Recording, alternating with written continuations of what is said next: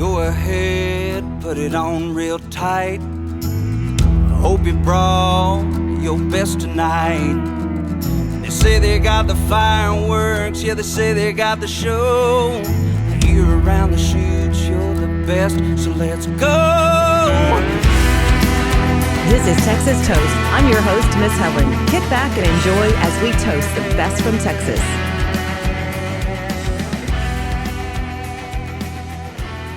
Cheers, everyone. Welcome to the Texas Toast podcast. I'm Miss Helen, along with a guest that's been on my radar. I have been listening to the music, following you. Everyone, welcome Donice Morace to the Texas Toast podcast. I'm so eager to jump in with all the stuff going on with you. Great to finally be on here with you. Yeah, what I love is that you stick to your style, you stick to your heritage, and let's talk about the area that you came from, the Vidor area, which is rich with musicians there like Mark Chestnut, Trace Berg, Clay Walker, and you got your first guitar at 6. Yes. So tell me about the roots and your heritage coming from there in music. So yeah, growing up, it was always in my house. You know, my dad was a musician, and he always had a guitar in there, and I guess he got tired of me sneaking his guitar from underneath his bed and trying to play it, so he got me my first guitar at 6.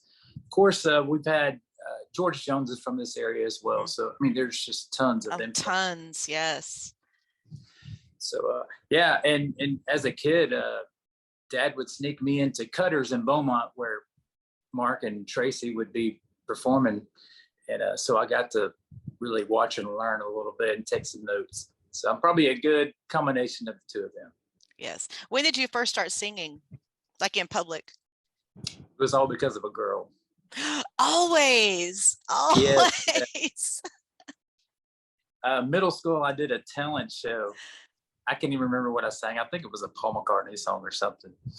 But and then there was a really cute girl that talked me into getting into choir. So I got into choir just for her, and then I ended up competing and got really serious about it all through high school and was ranked in the state my junior and senior years. So when I graduated and went off to College Station to go to school, started playing. I think that's probably my first real live performance there with the band and everything. So that was pretty fun. Yeah. Well, that was yeah. And you know, with the whole choir thing in school, that built such a good musical foundation, learning the basics and discipline as well. It did. I learned a lot of music theory that I would have never known before. So true. So what did you study at A&M? General studies. I started out as an accounting major and quickly realized that was not for me. So I did just the general studies until my wife and I got pregnant. So I had to start singing and working a day job. So I had to leave school and do that. So I kind of put off my dreams of a music career for a while, and just kind of was a weekend warrior for a long time until things opened up just in the last 6-7 years. So. Right. So I know there was a some point in there you went to Atlanta and you were able to play a regular gig there and really get your feet wet and open for a lot of people. I did.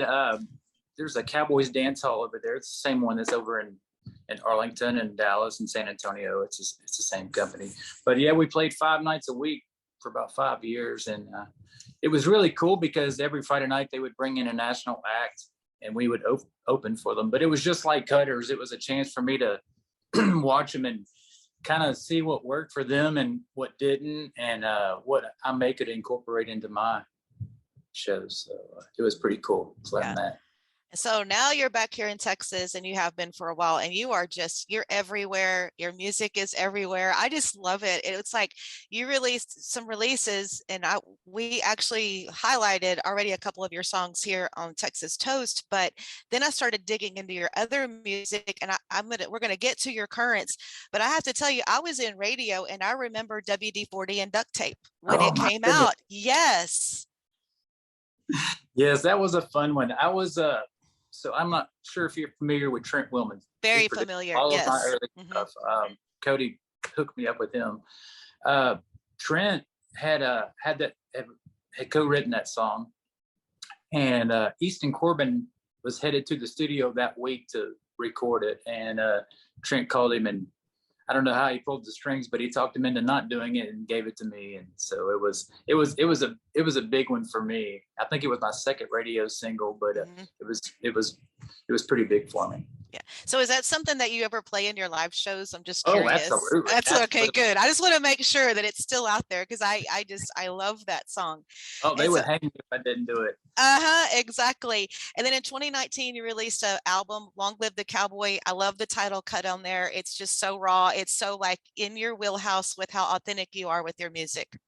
Thank you. That one meant a lot to me. That was the first song that I recorded of Mark Nessler, who's kind of a hometown buddy of mine, but he's also a famous songwriter. He's written tons of George Lots. Strait. Yeah. But the thing I liked about that song, there's tons of rodeo songs, but rarely do they speak on the character of the cowboy, and that's what caught me. So that's what that song's about. All right, let's talk about One Drink In that's out to radio, Texas radio. And man, that song, that was when I was already seeing you because I know you play at Most Place a lot. And I have like long time with those, but it's like that song came out. So then I started doing my digging. So let's talk about the background on that, you recording it. And then I have to talk to you about something else on that song, but take it away with One Drink In. One Drink In, I was in a songwriting session with Mark Nessler, and we'd finished writing a song, and he said, "Hey, I've got some other songs I want to send to you, let you listen to them, see if there's anything that fits you." And it was maybe about 25, 30 songs, and this one was the first one that jumped out to me. It was steamy, it was flirty. Yeah. I don't really believe in love at first sight, but that's not what this song is about. It's about that first initial infatuation phase that you go through where you don't really see any of their faults. You just see all the positives in them. Yes. And everything is great. So I thought everybody could relate to that. I sure did. And it was a fun song to record, and the video was fun to do. That's what I want to talk about the video. First of all, yeah, steamy describes the video, but where that house with the view, that's gorgeous. Can you divulge? Where was that? That is Dominion Drive in San Antonio. I think George Strait used to live there. There's quite a few San Antonio Spurs basketball players that live in that neighborhood, but it's just gorgeous. I've never seen anything like it.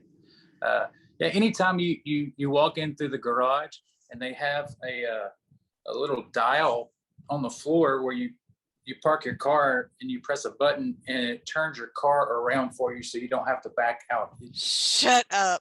It blew my, I've never seen anything like it. I didn't know they made anything like that. I didn't. Who knew? I would be scared I would mess it up or like fall off of it or something trying to drive in and out. Anyway, so now let's talk about the end of the video. You got me. It says to be continued. Yes. So One Drink In is the first part of a trilogy of songs that we're going to be releasing. So the next two will be related to One Drink In. It's going to be the journey of that couple's relationship. Stop it. Oh my gosh. Okay, that's going to be definitely something to look forward to. Miss Helen will be waiting on that. And now I know that just released to streaming is Going, which again, we talked about here on the podcast. And I was visiting with Allie Kelly one day, and that's how this all came about, because there was something that came up and I was like, I want him on the podcast. He's been on my radar forever. And so I know that they did the distribution to streaming for you on that. Sure did. Allie's a sweetheart, by the way. But yeah, Going is going to be the second installment of that trilogy.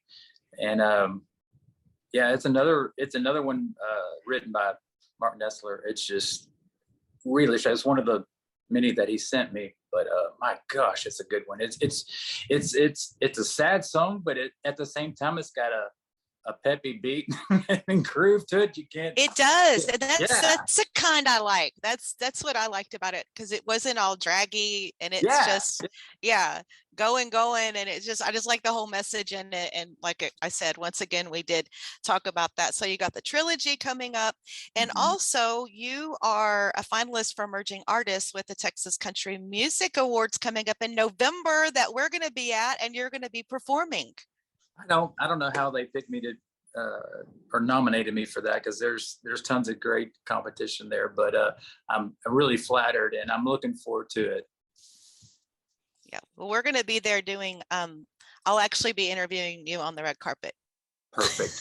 Yeah, You're going to be the red carpet lady, huh? Yeah, I'm the red carpet girl All this right. year. Yeah, so looking forward to that. So as far as your shows, I did see where one of my close home county fairs, Waller County Fair, you've got that show coming up, and any others Sweet, that you want to talk about? Yeah, I've got Waller County, I think this with Glenn Templeton this Thursday, and Saturday doing Fort Bend County Fair with Sammy Kershaw. So that'll be a lot of fun. I love fair season. Me too. And I think we're blessed with some a little cool front that kind of cool things off, so it won't be so hot, and it'll be a lot of fun. So if you're in the area, y'all come on out. Yes. Yeah. Speaking of that cold front, all it did was, it was actually, I'm on the coast in Matagorda. So yesterday, okay. The fishing was on fire yesterday. Yes, it was hot on the boat. The blue water was in. Now the wind is ripping. We couldn't have done yesterday what we did today. Right. So yeah, but hopefully good luck for all the weather with all the fall county fairs, because I used to deal with that in radio, and it was like, okay, do I take the rubber boots, or are we going to wear shorts, or are we going to have to bundle up?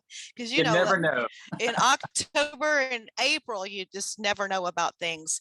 So anything else you want to put out there before we wrap things up?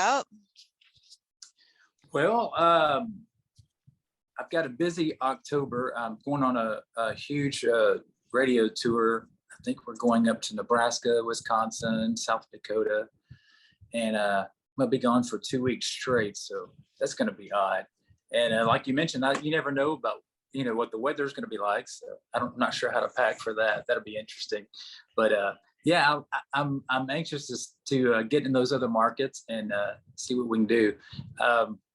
Also, we're going to be shooting the videos for the next 2 singles this month. So we're going to do it the same week, 2 videos in 1 week. So it's going to be very, very, very busy, but you guys will have a lot to take in. Oh man, I will be so looking forward to that. So one last question before I let you go. If you were a cocktail, what would you be? Crown and Coke. Okay. All right. Well, thank you so much for coming on the podcast, and we'll be keeping in touch and keeping up with all the great stuff that you're doing. Again, thanks so much, Donice. Oh, I love it. Thank you. And with a heavy tongue, she knew where I was from. As she left, I dared to say, well, you can go to hell. Hell, I'll go to Texas. I've had my fill of every place but home.